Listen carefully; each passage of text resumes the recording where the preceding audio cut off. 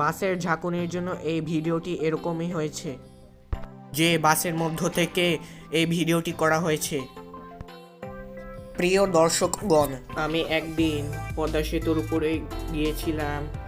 তো পদ্মা সেতু সম্পর্কে বিস্তারিত কিছু বর্ণনা দেওয়া হবে ও দেখানো হবে।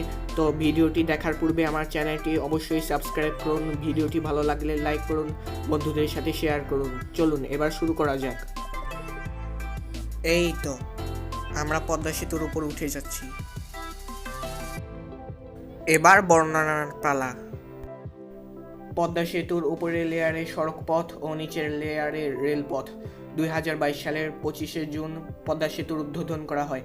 তবে 2023 সালের 10 অক্টোবর আনুষ্ঠানিকভাবে পদ্মা সেতুর রেলপথ চালু হয়। তখন ঢাকা থেকে ফরিদপুরের ভাঙ্গা পর্যন্ত 82 কিলোমিটার রেলপথ চালু করা হয়।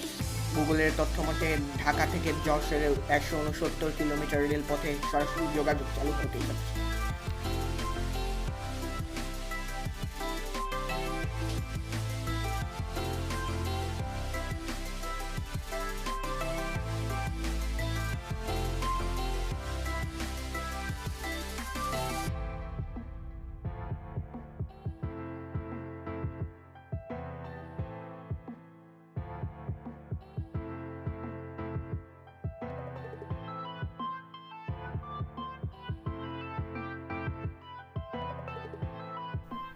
এই তো আমি পদ্মা নদী দেখলাম।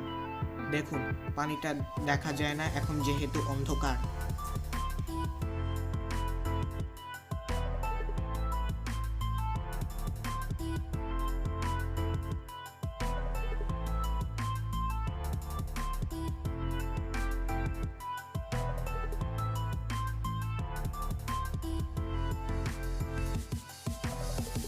দেখুন, সোহাগ এলিটের একটি বাস ওভারটেক করে গেল।